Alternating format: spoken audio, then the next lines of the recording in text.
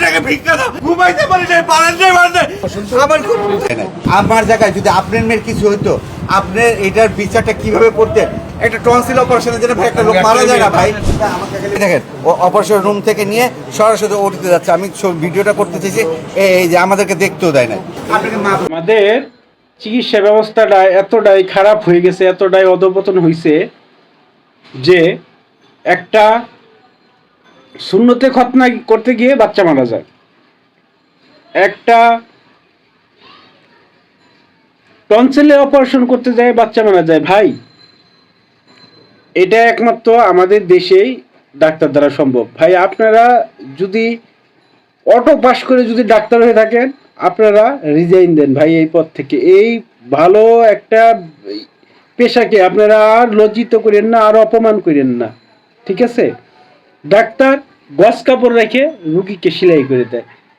ডাক্তারের কাছে ডেলিভারি রুগী নিয়ে গেলেই সিজার। এই ধরনের মেন্টালিটি থেকে আপনারা বের হয়ে আসেন। আপনাদের যদি একান্তই যদি এই পেশাতে যদি আপনাদের না পুষে আর্থিকভাবে, তা আপনারা এই পেশায় জড়িত হবেন না। এই সেবাকে, এই মানব সেবার নামে যে আপনারা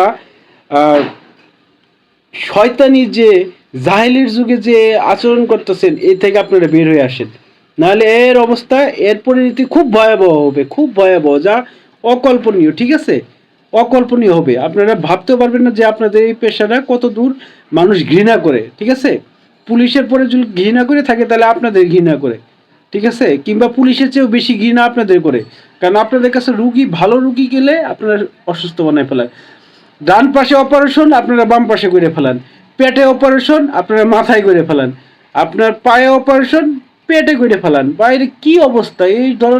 এই ধরনের কাজ আপনারা করেন না, ঠিক আছে? উপরে হিসাব দিতে হবে আপনাদের। ভালো থাকবেন, সুস্থ থাকবেন। আসসালামু আলাইকুম। আর কথা পছন্দ হইলে লাইক, শেয়ার, কমেন্ট করবেন।